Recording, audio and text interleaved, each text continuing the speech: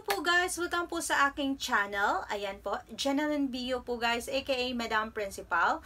Kung hindi pa po kayo nakasubscribe sa aking channel, don't forget to like and subscribe to this channel at i-click na din ang notification bell para po guys ma-notify kayo sa next na video at mga reaction na gagawin ko.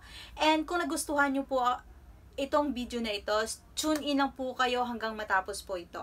Ang pag-uusapan po natin ngayong araw na ito is tungkol po sa issue ni Kit Talents at saka ni Mang Jun. Kung napapag-alaman po ng lahat na ang issue na kanilang kinasangkutan ay medyo lumaki na po ito. At ngayon pong araw na ito sa dumulog si Kit Talent sa kay Sir Raffy Tulfo, or pumunta si Kit Talent doon sa himpilan ng Raffy Tulfo in Action para po guys ipahayag ang kanyang saloobin. Noong una pa ipinahayag po ni Kit Talents kasama ang isa ding YouTuber, sikat na YouTuber, sinabi na niya doon na hindi daw siya pupunta kay Sir Raffy Tulfo dahil ayaw niya na po nasagutin yung mga issue na yon. Pero nang dahil po sa paghingi din po ng linaw ng mga Kasatsat family at saka po ng mga fans, minabuti na lang po ni Kit Talent sa pumunta po kay Sir Raffy Tulfo. At ang napag-usapan nga nila doon ay naungkat po yung mga issue kung bakit po daw napatanggal si Mang Jun, yung mga liham na binigay ni Vena para kay Mang Jun bago siya pinatanggal po doon po sa kanyang trabaho bilang dating driver nila Kit Talents.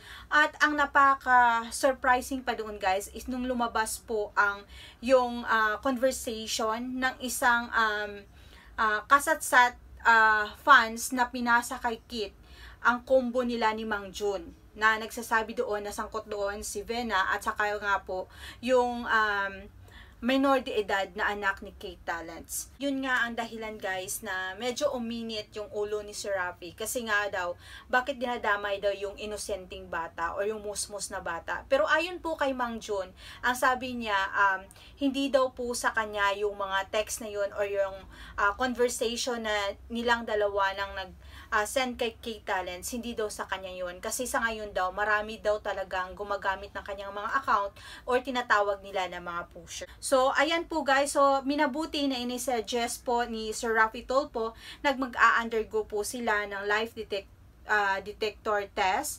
At saka po guys, ikukontakin po ng himpilan ni Sir Raffy Tulfo ang cybercrime. At pakinggan po natin ang kanilang pag-uusap. Padaan namin sa anti-cybercrime. Ayun na lang. Mas maganda po. Ako, gusto ko rin naman lahat. Kasi lahat, sir, okay. Sir, kapag ito po'y Mang Jun, pasensya na Mang Jun na walang kinakampihan dito. Ang kinakampihan ko rito ay bata. Kapag totoo po kasi ito, sir, dapat no mercy sa iyo. At ayun nga guys, ang narinig nyo po guys, ang kanilang pag-uusap, yun nga po, sinuggest po ni Sir Raffy Tulfo na idulog na lang ito sa cybercrime task force para nang sa ganun po guys, mabigyang linaw ang lahat po ng mga paratang po tungkol po kay Mang Jun, at yung mabigyan linaw din po ang katotohanan kung ito ba ay fake or ito ba ay totoo na kay Mang Jun na account nang galing yung mga text na iyon.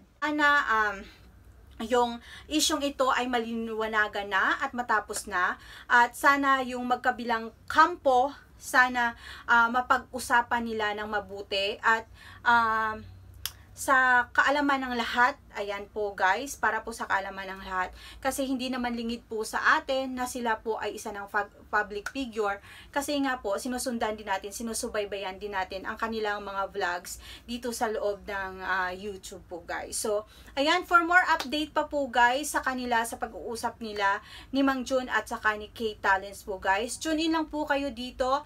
Ayan, marami pa pong mga reaction video na ating gagawin. Ayan, kung may mga request po kayo na reaction video na ating gagawin, mga trending updates, don't forget to like and subscribe to this channel. See you on my next video. Thank you and God bless.